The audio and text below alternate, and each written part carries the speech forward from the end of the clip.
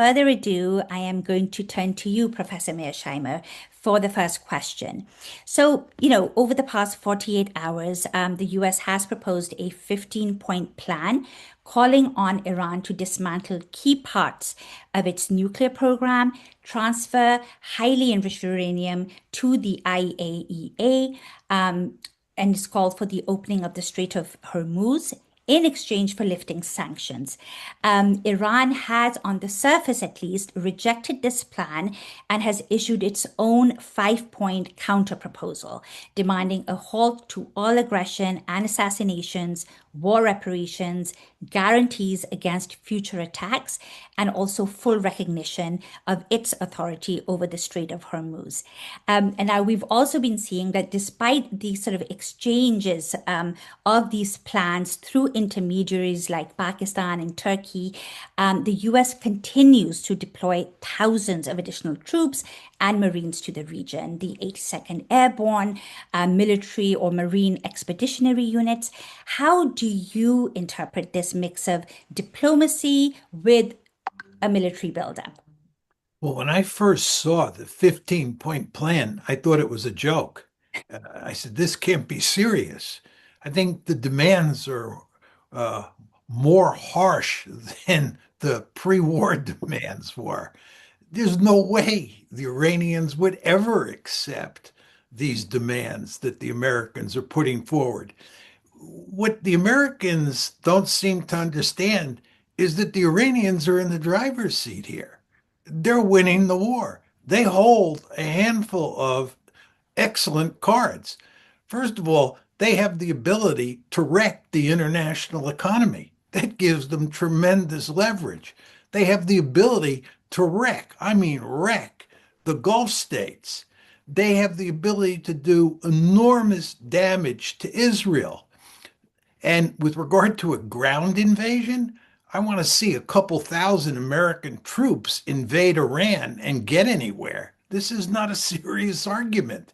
Uh, and on top of all that, the Americans are letting Iranian oil tankers go through the Strait of Hormuz, and they've lifted sanctions on Iranian oil.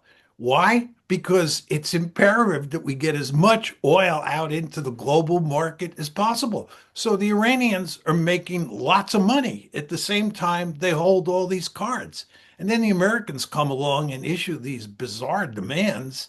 And is anybody surprised that the Iranians rejected them? I mean, I really sometimes wonder if the Americans are playing with a full deck here.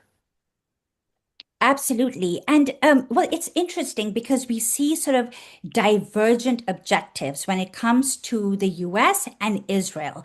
Just last week, Joe Kent, who was Trump's own director of the National Counterterrorism Center, resigned in protest, as we all know.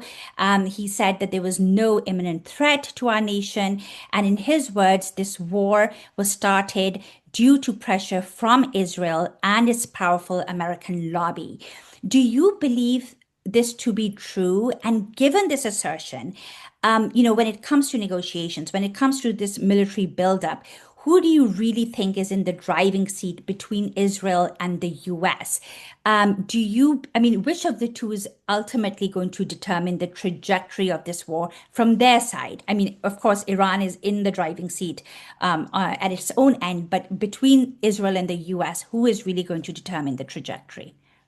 I think there's no question that eventually the Americans will drive the train. And the reason is that the greatest threat we face is that the international economy is going to crash. I mean, people can focus on the military dimensions of this crisis, and it's very interesting and it's important. But the key here is we're in danger of crashing the international economy. There's a giant iceberg out there in the water, and we're headed right for it. There's all sorts of evidence of that.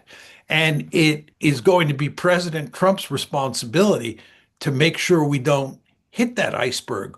Or let me put it differently, to try to make sure we don't hit that iceberg. It might be too late, but he's not going to care in the end what the Israelis think, in large part because the stakes here are so enormous. Now, with regard to your question of what got us into this war, I'll make a couple points. First of all, I think it's clearly Israel and the lobby. It's important to understand, this would be my second point, that I think the deep state in the United States was basically against this operation. I think if you look at what the chairman of the Joint Chiefs of Staff was saying, what the Pentagon was saying, what the National Intelligence Council was saying, what people in the intelligence community in general were saying, this was an operation that didn't make any sense. And anybody who has any understanding of military history understands that what we set out to do stood virtually no chance of succeeding. And of course, it hasn't succeeded. But how did we get into this? Well, the Mossad played a very key role in convincing both Prime Minister Netanyahu and President Trump that what was going to happen here is if we launched a shock and awe campaign, the regime in Iran would quickly collapse and we would win a quick and decisive victory. And President Trump thought that that's exactly what would happen because David Barnea, who is the head of Mossad, convinced him of that. And of course, he convinced Netanyahu of that as well.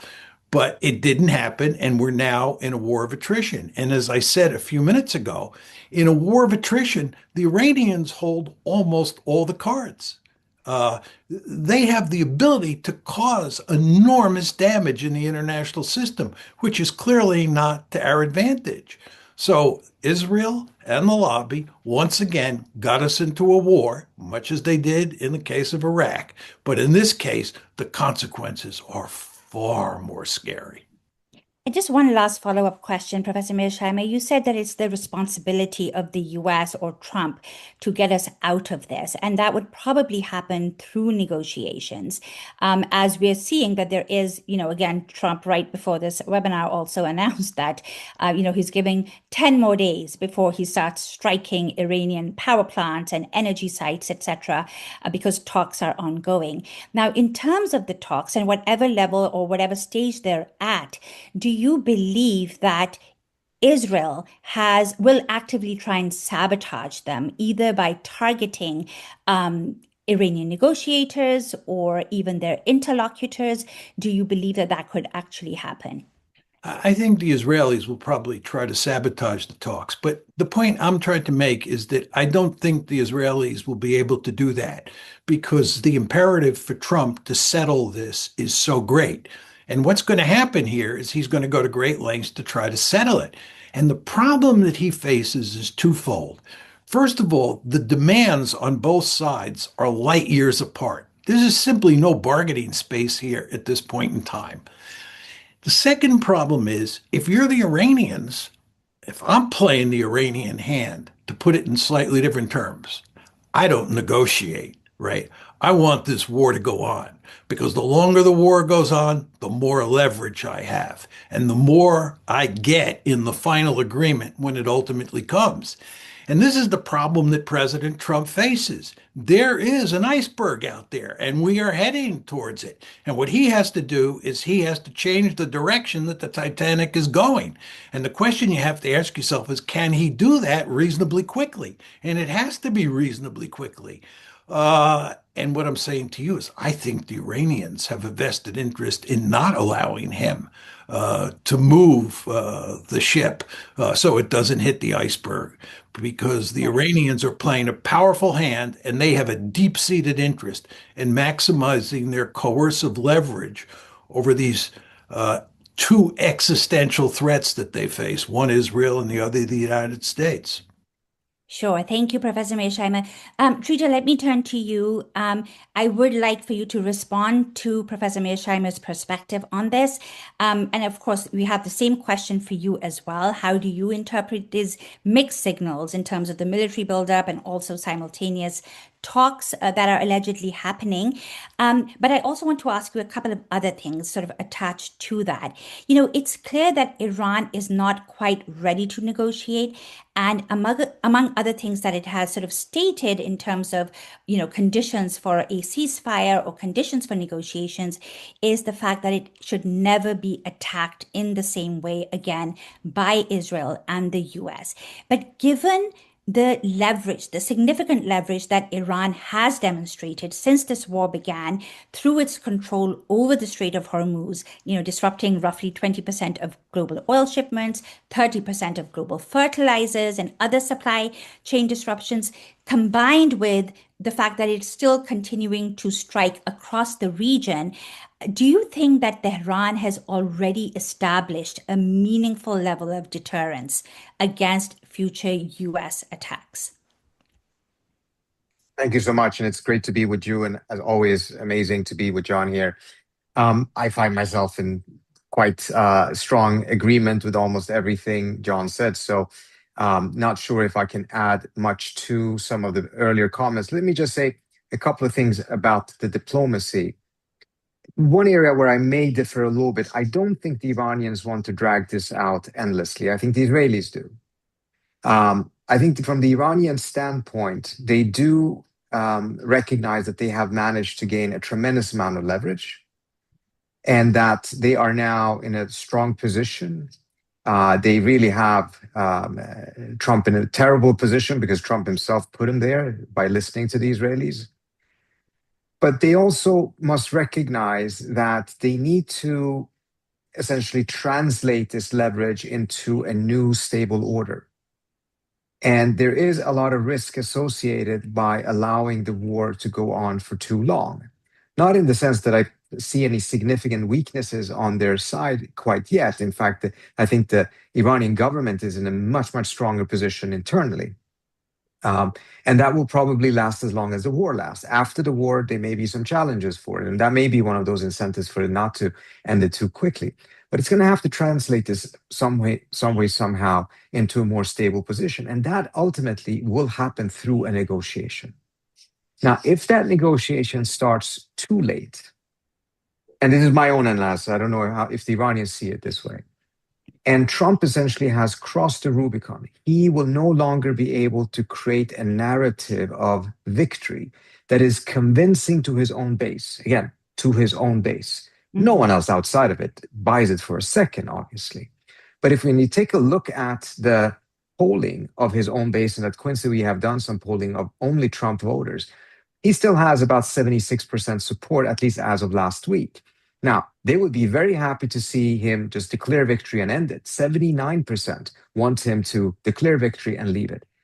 But if he, for instance, goes in with ground troops over the weekend, I think he will have crossed the Rubicon and it will be a bloodbath. And the support level that he still has, which is largely because they're just loyal to Trump and because they watch Fox News. And if you watch Fox News, you had no idea what's going on in the real world, at least when it comes to this war. So they're just profoundly misinformed. But once you have a bloodbath and a large number of American soldiers are coming home in coffins, I think that will have a profound impact. And once Trump loses the ability to have a narrative of victory that enables him to take an off-ramp, I think his incentive structures may change. It is the rational thing to just cut loose of this loss, get out, get some sort of a deal, and make the best of it. But we have seen plenty of American presidents having that option and not doing it. For 20 years, we were constantly told victory is just 6 months around the corner in Afghanistan. And 20 years later, the United States has spent $2 trillion changing the government of Afghanistan from the Taliban back to the Taliban. Now, this one is different, and John put his finger on it because of the manner in which the Iranians can really, really squeeze the global economy. But there's also a limit there. I'm not saying that they don't have a longer term ability to do so, but it's not an infinite level because this is already starting to create a lot of problems for China. I've spoken with the Chinese and they're quite worried. They're not as insulated in terms of gas prices and oil shocks as the US is actually.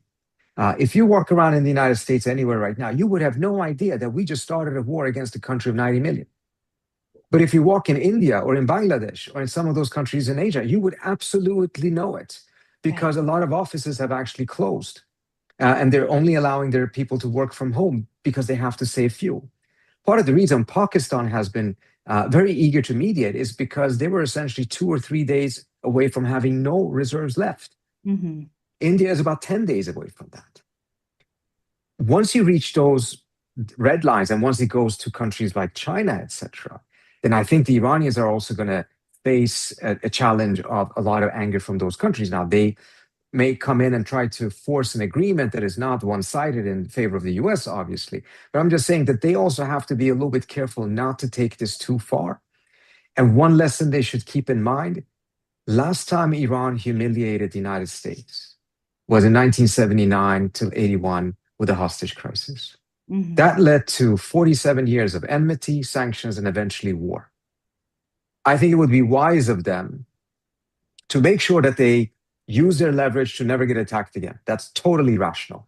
But I don't think it would be wise of them to go as far as seeking the humiliation of Trump or the United States, because I think a lot of bad things will come out of that, that ultimately will be bad for the Iranians as well, even though they may end up having been a victor in this war. They should be careful not to turn this victory into a Pyrrhic victory, essentially. Sure. And do you believe that, and I know you said this is your perspective, not the Iranian government's necessarily, but do you think that they might see this sort of imminent or impending ground invasion as sort of a deadline for themselves? Because if they go beyond that, then that will take away Trump's victory narrative. I think they're both worried about it, and I have had conversations with people around the government there throughout this war. Hmm. I think they're worried about that scenario, but not because they think that they will lose it. I mean, for instance, some of these islands, the US actually can relatively easy take the islands. The problem is that once you're on an island, you're not going anywhere, you're static. Hmm. And the Iranians will rain down missiles and drones from a very short distance, and the United States will have very little ability to protect itself. So it will be a massive loss of life for the United States. And even if at the end of the day they keep the island, so what? I Yeah. mean, what is the strategic difference this makes? I Right. mean, we have this phenomenon in the United States. We haven't quite used it in quite yet. I guess the administration may do so if it decides to actually take one of these islands, in which we're selling this idea that this one specific piece of land, the Donbass, who controls the Donbass will determine the future of the United States. No, it will not. Nor did any particular hill in Afghanistan that a lot of American Marines died for make the slightest difference. And the same thing is here with some of these islands. Now, some of them are very important to the Iranians, undoubtedly. But the US controlling them does not necessarily change the game in any particular way. So I've been really confused by this. To me, it only signals the degree of desperation Trump is in, that he's just searching for something, some sort of a silver bullet that will turn this war around. And I don't think there is one. And I hope that he comes to that conclusion before testing that proposition. But it would be good to know who he's listening to when it comes to this Oh, ground. we know that. I mean, yes. So, well, Israel, you think that Israel is pushing for that ground invasion?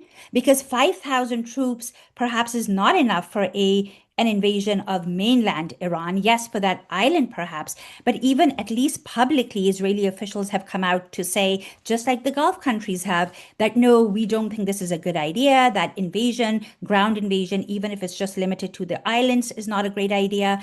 Why is he doing that? So I think, again, he's desperately searching for a silver bullet to turn Hmm. this around. And he knows that time is not on his side because at some point, those higher oil prices will lead to not just higher oil fuel prices, but also to higher food prices because of fertilizers, etc. And that will really be felt primarily by his own base rather than other Americans. And Sure.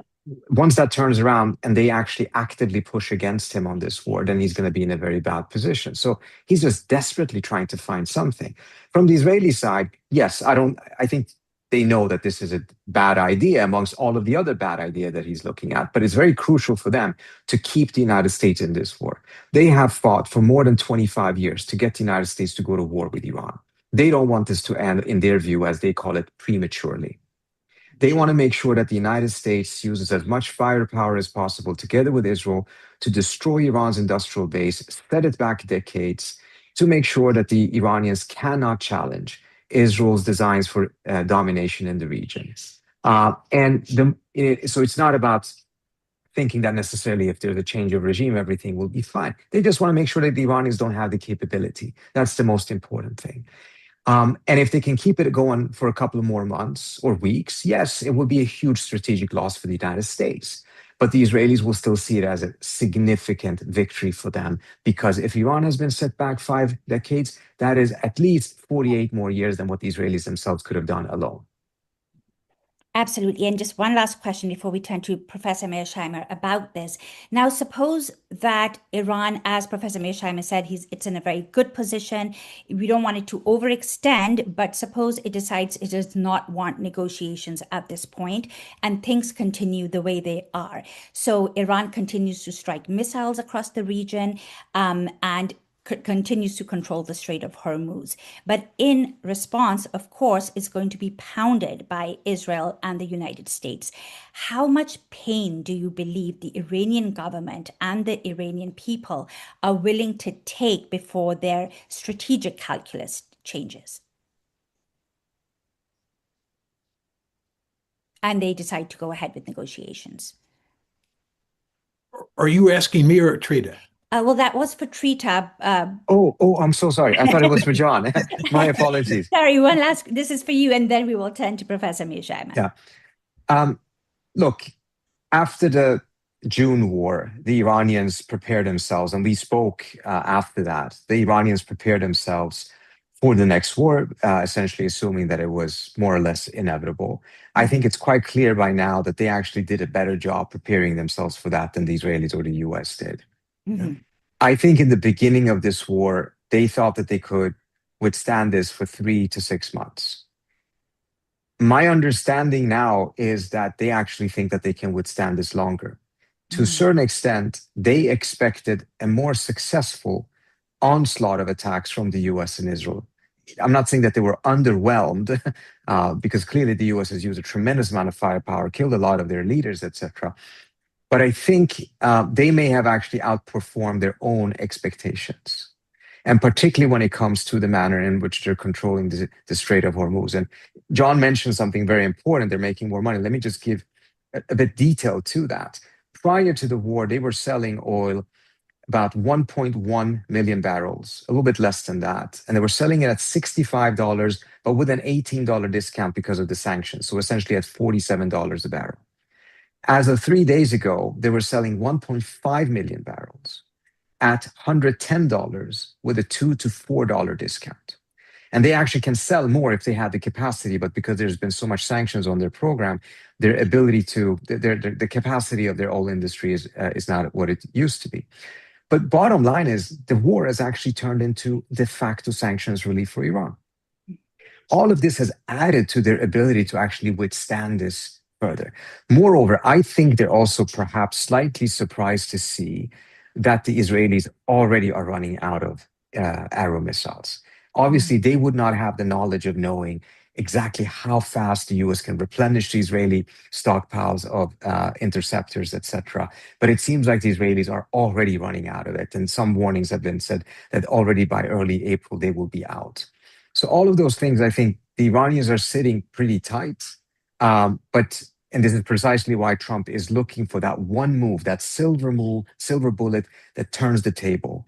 And I think a land invasion, doesn't matter which island he goes for, is probably going to do the opposite. He's going to dig himself into a much, much deeper hole. Absolutely. And you just mentioned that the Israelis are running out. I think there was a Washington Post report just this morning saying that the US might be running out of critical munitions and it might be sort of taking stuff away from Ukraine to now focus on the Middle East. And to just add one point, Mhm. and the Houthis are not in the war yet. And exactly, that is going to be my next question to you, Trita. But I'd like to turn to Professor Mearsheimer. If you'd like to respond to anything that Trita said, please do so. My next question to you is about the Gulf. Would you like to respond before I go on? Yeah, let me just say just a word or two. Mhm. And this is mainly a response to you, Melakwa. You're talking about going up the escalation ladder and asking the question, how much pain can the Iranians absorb?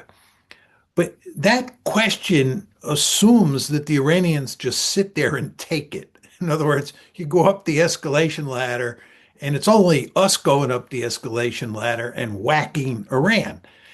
They have all sorts of options. If you start inflicting significant pain on the Iranians, they're going to inflict significant pain on the Gulf states. They can basically destroy countries like Saudi Arabia as functioning societies.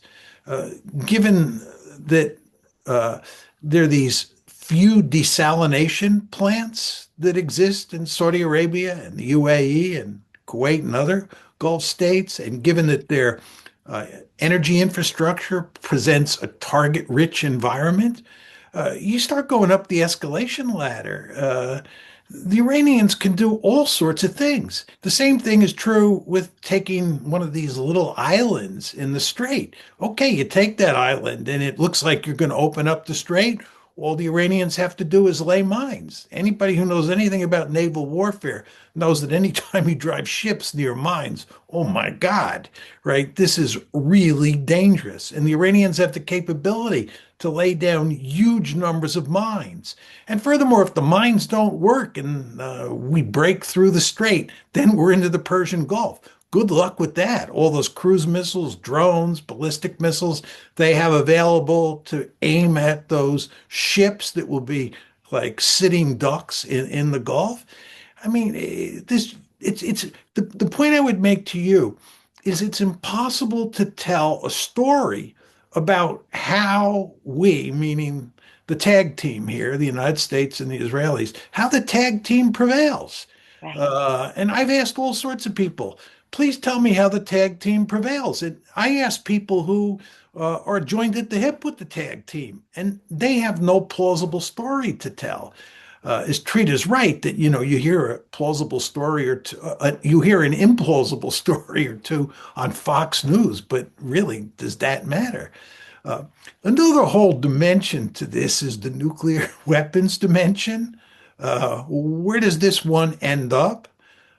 You killed Ayatollah Khamenei on February 28th, and it's quite clear that he was probably the principal opposition inside of Iran to developing a bomb. He's now dead, and he's been replaced by someone who's much more sympathetic to that idea. And furthermore, given that you've had this war, isn't the message clear that Iran should have had a bomb beforehand? You can make an argument against that, but you can also make a much more powerful argument that Iran is going to get a bomb now than you could make before the war started.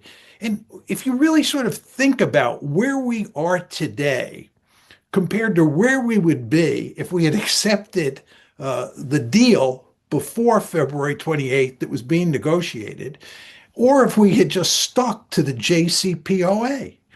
I mean, the contrast between where we are and where we could be is like the difference between night and day.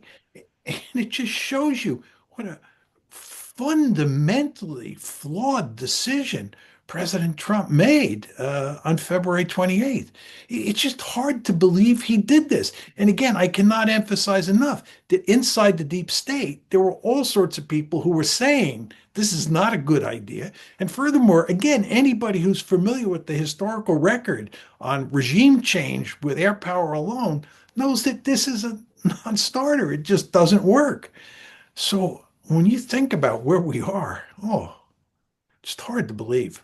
Not a pretty picture at all. But I just want to shift. We'll come back to this, Professor Mearsheimer, but I just did want to sort of shift gears and sort of focus on the Gulf a little bit. At the beginning of the war, we saw mixed signals from key Gulf states, especially Saudi Arabia and the UAE. Publicly, they voiced opposition to this misadventure, yet multiple reports now suggest that they had been behind the scenes pushing for this. And now, following Iran's recent attacks on their critical gas and energy infrastructure, they have hinted, in fact, they have actively said that they will join the war against Tehran. And I think it was the UAE ambassador to the US who just said this morning that a ceasefire is not enough and actually pushed the US for a, quote, conclusive outcome against Iran. What do you believe the Gulf states are thinking at this point, especially the key ones like Saudi Arabia and the UAE? Qatar has, of course, said that it wants out. It's not going to be party to this conflict at all. But the other GCC countries, they did issue a joint communique or a statement today, sort of condemning Iran's aggression. How do you see them going forward? They have this powerful neighbor in Iran that's not going anywhere. And yet they somehow seem to be relying on the US and Israel for security guarantees to get them out of this mess, when both those countries have betrayed them by not including them in the planning for this war. Well, I would start by saying that anybody who has taken Strategy 101 understands that the Gulf states would be out of their mind to pick a war with Iran. And that what they should be doing is doing everything they can to make sure that Iran doesn't target their desalination plants and their energy infrastructure. As I said before, it's very important to understand that the Iranians have enough short-range ballistic missiles and enough drones that they can effectively destroy most of those states in the Gulf. And I think the Gulf states do not want to give Iran any incentive to do that. And they should understand that the United States and Israel have dragged them into a war that might lead to their destruction. Now, what is actually happening? You do read in the paper that the Saudis and the UAE are putting pressure on the United States and Israel to finish the job, to go in full bore and knock off Iran. I don't understand how they could possibly have come to the conclusion that that is feasible. Maybe they're watching Fox News. I don't know. But that's just not in the cards, right? We're flailing around, as are the Israelis. And I think anybody with 20/20 eyesight should understand that. And they surely have at least a few people who have 20/20 eyesight. So when I hear uh, that they're actually pushing us, the Gulf states are pushing us to finish the job, I say to myself, this is probably a disinformation campaign by the Israelis. I'm not sure that's true, and I'd be very curious to hear what Trita has to say because he's better plugged in than I am. But I find it hard to believe that they want to up the ante here. It just doesn't make any sense at all. But then again, that may be the case. Sure, thank you. Trita, would you like to respond? Sure, sure. I mean, on the logic of it, John is absolutely right. This makes no sense. Unfortunately, some of them are really into not making sense. So what you have right now is Qatar and Oman has essentially struck their own deals with Iran. Mhm. There's been about 4 days now with no attacks on them. And the earlier position was that the GCC would have like a unified position. That was just untenable because the Emiratis are on a completely different page. If you listen to what Emirati officials are now publicly saying, if it is an Israeli misinformation campaign, they have full public support from the Emiratis to pursue that because Emirati officials are essentially saying that they're going to stand with the US and Israel in a war with Iran and essentially hinting that if there is an attack against any of these islands, they will be involved. I suspect this is and by the way, let me also say another thing. The Iranians have been sending information, military intelligence to all of the GCC countries, as well as to the UN Secretary General on a daily basis. Intelligence that shows that the US has been using the territory of some of these countries to attack Iran, despite denials from these states. Now, it could be that the US is doing it without their approval, but nevertheless, it is happening. So the idea that they would enter the war and they haven't entered it, many of them have entered it, it's just not openly so. If the Emiratis then go along, and what I think could potentially be what Trump is thinking now, is that there are three islands that belong to the Iranians that are contested, that are claimed by the Emiratis, Abu Musa and the Lesser and Greater Toms. And if the US were to go and try to take, particularly Abu Musa, which is very close to the Emirati shoreline, Mhm. middle of the strait, Mhm. it could be an effort to really kind of undo this very strong impression that has been given in the region, which is the US is only concerned about Israel and is not protecting these states. Trump would essentially say, look, I'm giving your island back to you, and essentially accepting the Emirati narrative. It would put the other GCC states in a tough position because they all take Emirate sides on the island disputes, but not on this larger dispute. Mhm. And it could put them in a bit of a bind there. But if this were to happen, first of all, I don't see what difference taking Abu Musa does. I'm not saying that it's not a strategically valuable island, but it doesn't change the larger picture. The Iranians don't need Abu Musa to close the straits in the manner that they have. That's one. Mhm. Secondly, this would then actually take off all constraints on the Iranian side when it comes to how they deal with the UAE. Because so far, as John pointed out, there's a lot more they could do, and they haven't done it because everyone has essentially sustained some of these GCC states' plausible deniability in saying that they're not involved in the war. This would completely take away that plausible deniability, and that enables the Iranians to go at the UAE much harsher. And there really is it's really difficult to see what would be left of Abu Dhabi and Dubai under those circumstances. And this would just completely blow up their business model going forward for decades. And it would be really difficult to see what the end result of that would be for them. So again, it is extremely foolish and unfortunately one of the more likely scenarios. Trita, can I just make a quick point in Mm. addition to everything you said, which I, of course, agree with? It's very important to understand that if Iran slams the UAE, this war breaks out and Iran really goes after the UAE, the United States cannot retaliate in kind against Iran. This is why the United States can't take Kharg Island and shut Kharg Island down because we need Iranian oil to flow into the global market.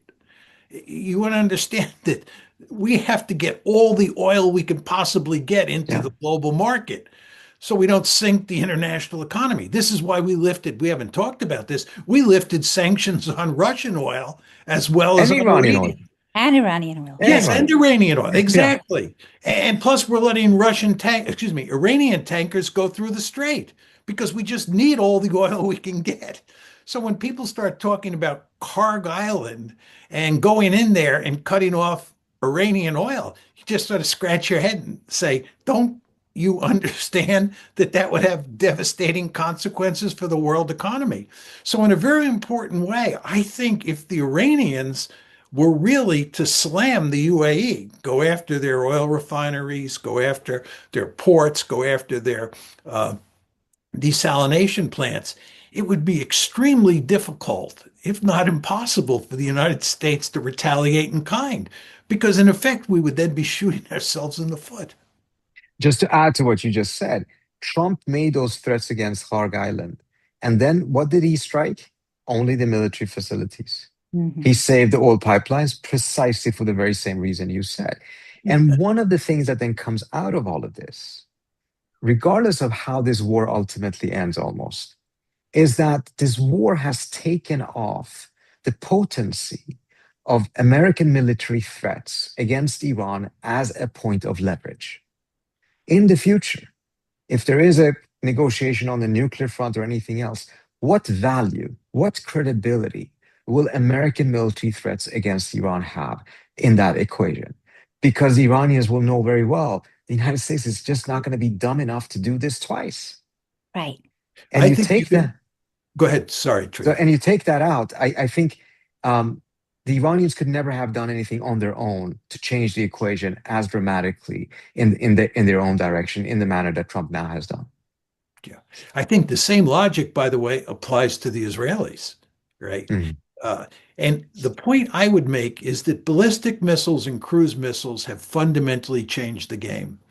When I was young and you used to study the Arab-Israeli wars, it was mainly armies versus armies on the ground, but in the air, it was airplanes versus airplanes. The ballistic Mhm. missile threat, uh, and there were no drones at the time, and the ballistic missile threat was largely non-existent. That began to go away at the time of the first Gulf War in 91 with the Scud missiles. You remember that. Mm, But over time, what we have seen is the proliferation of very accurate and very deadly ballistic missiles.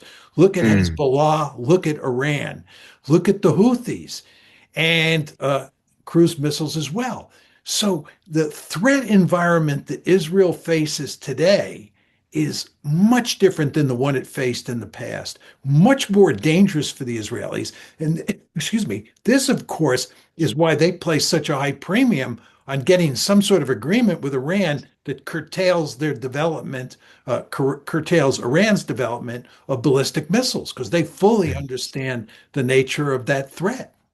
Well, I Yes. wanted to talk about Iran's strategic advantage in that because we keep hearing from administration officials and Israeli officials that Iran's capacity has been degraded considerably since the war began.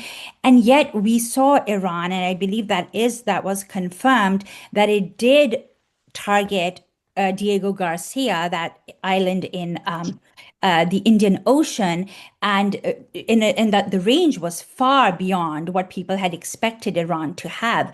So my question to you, Trita, is that how much are there other surprises that we do not know about that Iran has the capacity to launch?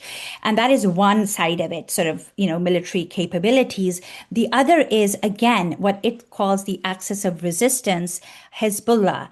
Houthis, who have not done anything since this war began across the Red Sea, the Darul Mandab, that strait nobody's talking about, and that is another point of leverage for Iran. Also, the Iran-aligned Iraqi militia. I don't think they have fully participated in this either. So all of that combined, what does that do to deter Israel and the US, and what does it say about Iranian capabilities? So the US intelligence knew that the Iranians actually had capability of shooting missiles at a longer distance. Mm. It was a self-imposed limit that they had essentially done to as a de-escalatory step. Mhm. It's the accuracy of their ability to shoot missiles at that length that is unclear. And I don't know if that has changed now because those missiles apparently, one of them fell in the sea, the other one was shot down. Um, so we don't know quite yet exactly how effective they would be at that. But I think it does tell us not necessarily those missiles, but the fact that we now have seen footage coming out of Israel. And there's very little footage coming out of Israel, including out of Dubai, by the way, because you're faced with the threat of prison sentences. If you're actually posting videos that shows the skyline and shows what these missiles are doing. But some videos have come out, and some of those missiles are both capable of changing trajectory and direction mid-air, very close to the surface. And some of the others seem to be so robust so that even two interceptors were not sufficient to either take them down or even change their trajectory. So that has been, and of course, now we've also seen that they have quite a lot and very effectively using these cluster missiles that come in and then they break into clusters. The clusters themselves are not as damaging, of course, as a massive bomb, but nevertheless are creating massive problems. I was speaking to an Israeli journalist today who said that his parents have to go down into the bunkers 9 times a night. Wow. There is this constant. That's obviously going to have some significant psychological impact, although we're not seeing much of a opposition to the war inside of Israel quite yet. But nevertheless, these capabilities are beyond oftentimes what we had heard. It's Mhm. different from saying that that is beyond what the US or Israel actually assessed. Because what you had is a ridiculous narrative in the media after the June war that said, oh, the Iranians took such a huge beating and those missiles were of no problem for the Israelis because of the military censorship on the Israeli side. And it took some while before more and more stories started to come out that showed that, look, that was actually not the case. They got a lot of those missiles through towards the end of the war. The Israelis were running out of interceptors. The Iranians became more and more effective in using a combination of missile drones and simultaneous cyber attacks to knock out the Israeli anti-air defense systems. But in the beginning, that's not at all what you heard. It was like, as they say, truth is the first victim of war. Going forward, another surprise is, we were told that Hezbollah was completely defanged. It clearly is not. We don't know what the Houthis can or cannot do because they've kept their cards very, very tight. But it does seem to me that that is a deliberate move in order to save them, primarily, probably, as a deterrence against the Saudis entering the war fully, because it would be very problematic situations for the Saudis to have both Iran to deal with and then simultaneously from the back dealing with the Houthis. So I think a lot of rewriting is going to take place after all of this. And we have to also recognize that a lot of the previous false narrative was deliberate to give the impression that this is going to be an easy thing. The Iranian regime is just on the brink of collapse. All you need to do is push it a little bit. Why? Because I think those who were pushing for this war knew very well Trump is not in principle against war or in principle against regime change. He's in principle against things that are difficult, that don't have a fast and guaranteed way towards glory for him. But if you can convince him that this is not difficult, this is very easy, this is going to give you a tremendously, this is going to be Venezuela on crack, and you're going to be the historic president that managed to do this, then you can actually get him to do it, even though, of course, that is completely detached from reality. Excellent. Thank you so much. We really do want to turn to audience Q&A, but I do have two last questions for each of you. So I'm going to ask Professor Mearsheimer really quickly if you could talk about the Russia role in all of this and the Russians and the Chinese. How are they responding to this, and how do you think they will respond as this conflict evolves? Well, I think the Russians and the Chinese have been helping the Iranians. Right. It's hard to tell from the outside exactly how much help they've been providing. I think the Russians are providing very important intelligence to the Iranians. There's also some talk about different defensive systems and help with drones that the Russians have given to the Iranians. I don't have any hard evidence of that, so I'm not absolutely sure.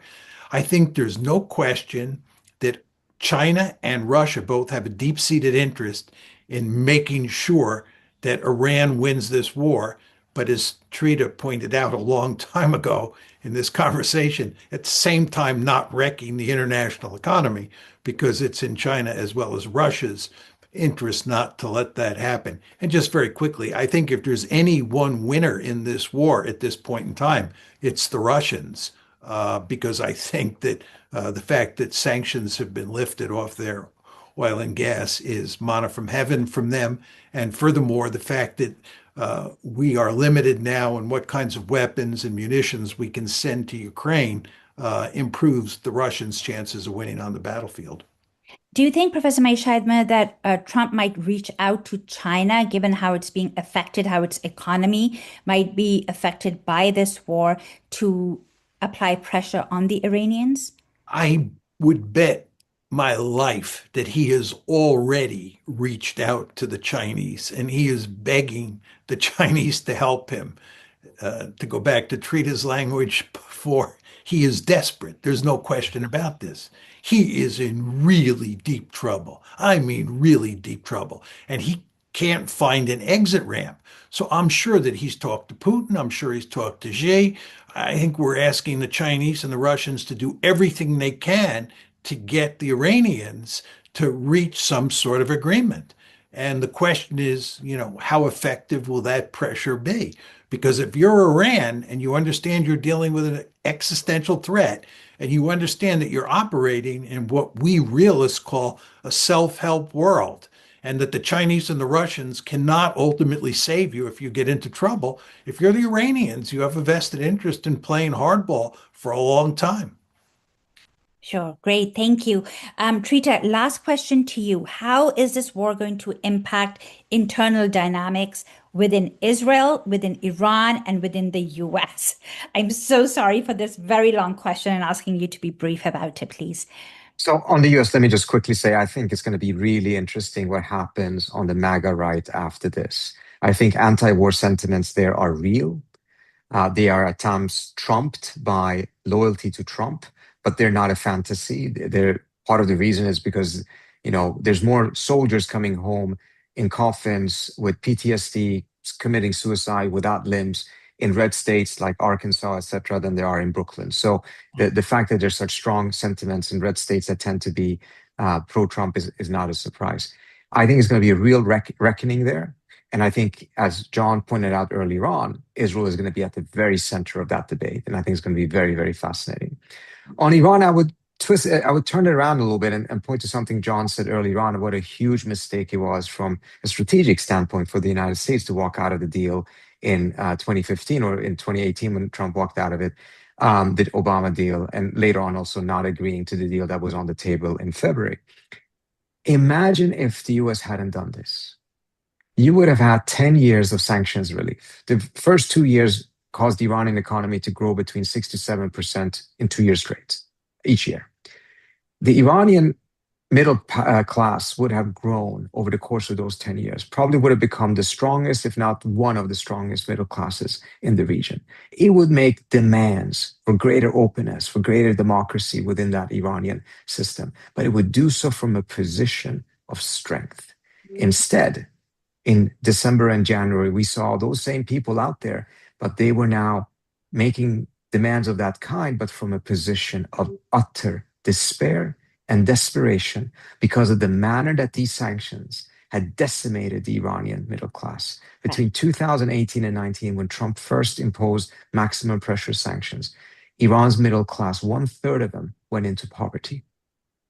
You cannot build a democracy under those kind of circumstances. So I think, directly, indirectly, definitely contributed to the direction inside the country going in the wrong direction and in a much more hawkish direction, more closed direction. And after this war, it's going to get even more like that, I fear. Absolutely. I wish we could go on with this conversation, but we do want to turn to our audience. We have almost 200 of them here, and there are lots and lots of questions. So, what I will now do is invite our board member, Roxanne Bruno, to sort of ask the first. Thank you. Hi. There are so many excellent questions, and this is a combination of pieces and parts of questions coming from many sources.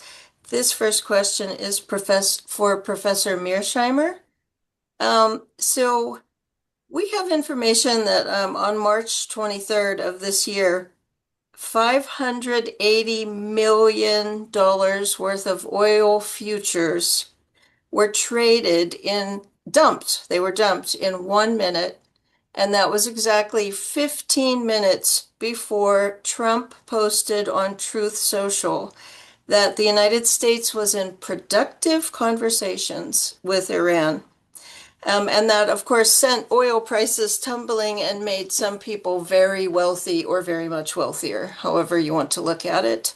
And then for the second time in days, Trump paused strikes on Iran, again saying we will give a 10-day pause to continue negotiations when the 10-year Treasury yield crossed 4.4%, and the no man's land is 4.5%, where the U.S. is desperately worried that the economy will really fail. And this is kind of suggesting that war and peace decisions are timed to the financial market, and maybe that this war is a financial instrument, which is really, really dark, and it could just be an underlying thread to all of the other really dark aspects of this war. But do you see this as sort of a default end to American foreign policy, that it's really war profiteering? Well, there's a number of issues here. First of all, the business of yields on 10-year Treasury bonds, I've been watching that very carefully. And as you pointed out, it's up over 4.4% now. And before the war started, it was below 4%.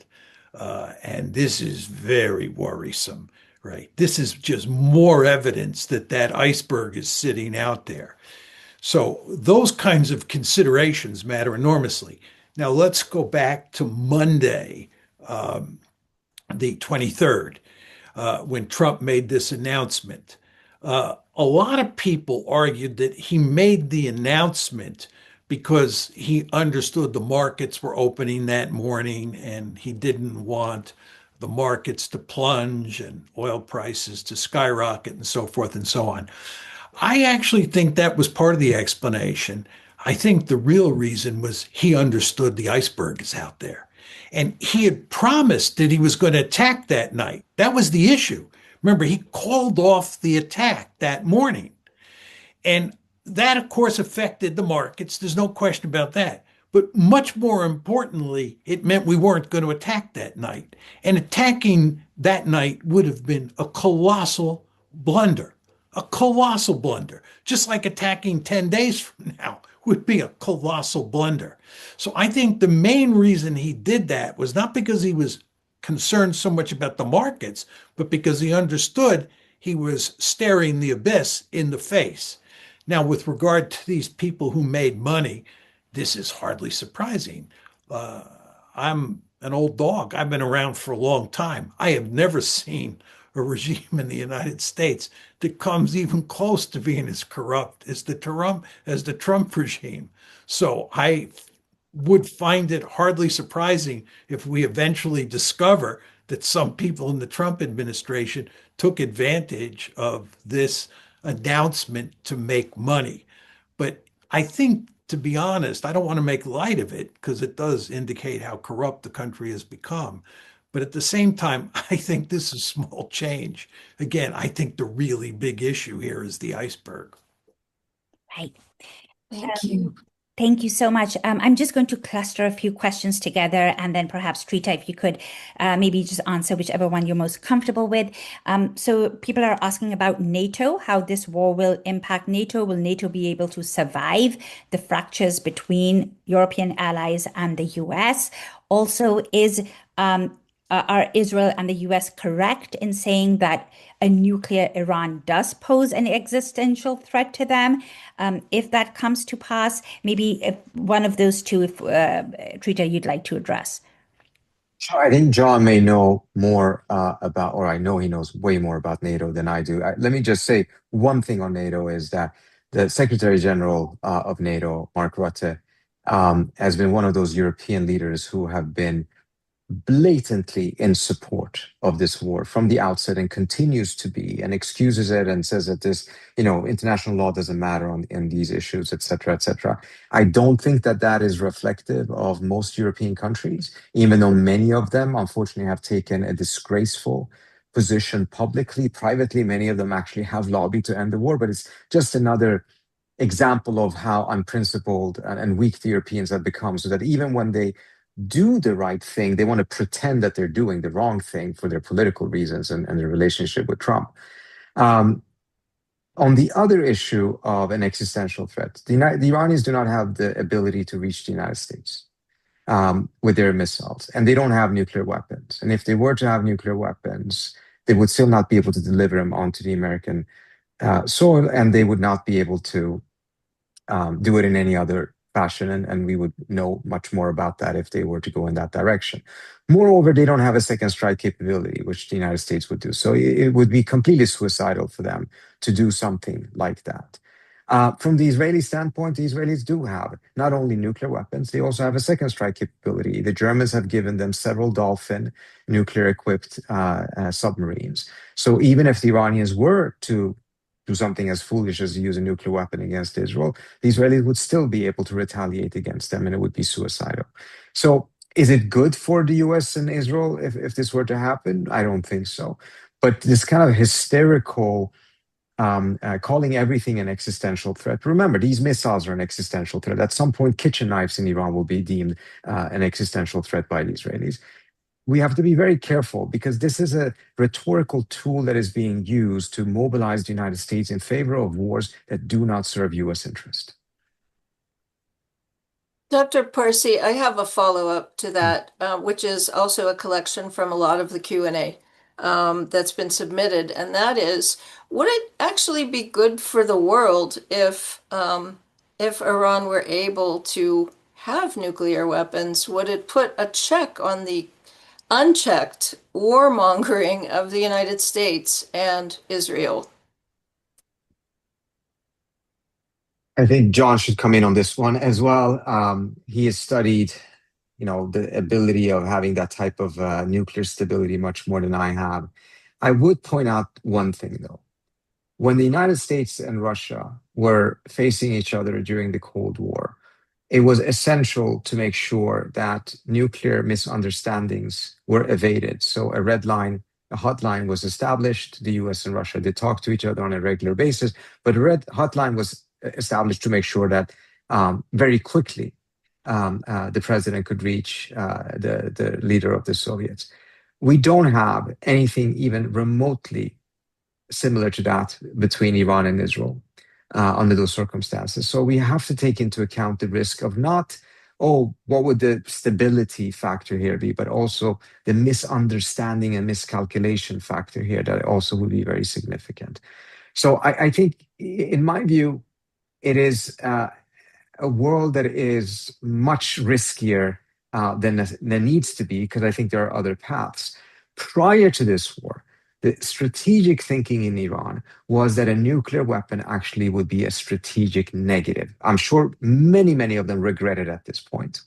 But their belief was that if they actually got a nuclear weapon and they risked fueling a nuclear arms race in the region, and other states, very small states like Bahrain, were to build or buy nuclear weapons, they would put themselves at parity with much smaller states and lose much of their conventional superiority. And as a result, the only scenario that would be worthwhile for them, and this goes back to the time of the Shah, to actually have a nuclear weapon and go in that direction, was if they face an existential threat that would have to come from one of the superpowers in the world. Now we are in that scenario.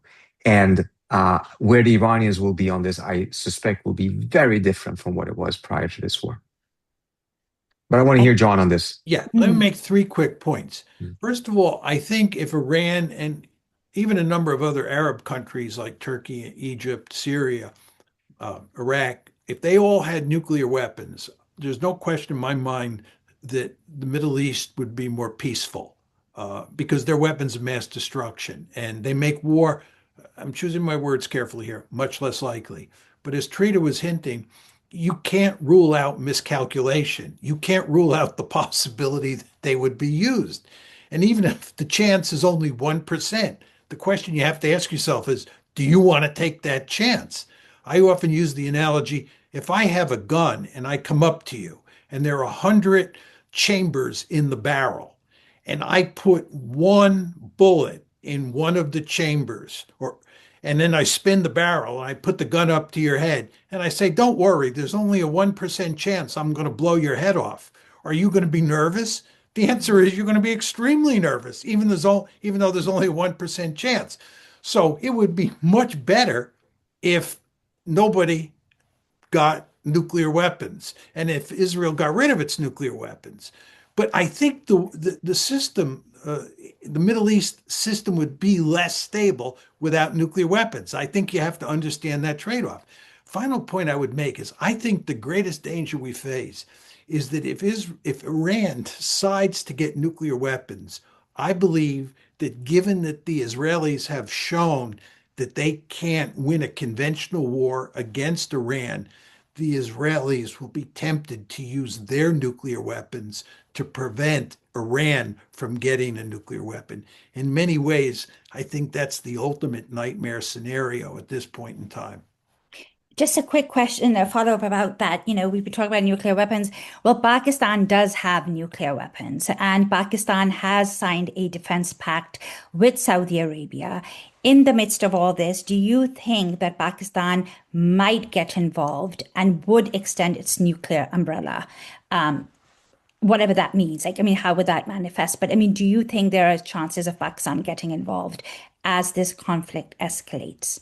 Well, I think the really key question here is whether or not Pakistan would use its nuclear weapons to defend Saudi Arabia Right. in the crunch. This was the same question we faced in the Cold War. Would we use nuclear weapons to defend West Germany? And today the question is, would we use nuclear weapons to defend South Korea and Japan? I think with regard to Pakistan, it would not use nuclear weapons to defend Saudi Arabia or any other country for that matter, because you would risk your own destruction. So I think this would give the Saudis very powerful incentives to get nuclear weapons of their own if Iran were to get nuclear weapons. And the Saudis have effectively said that. And of course, this is why the United States goes to such great lengths to prevent Iran from acquiring a nuclear weapon, because we understand that that will give the Saudis, the Egyptians, the Turks, and so forth and so on their own incentive to get nuclear weapons. And then we'll have proliferation, which is in a very important way a nightmare scenario for the reasons that I explained before.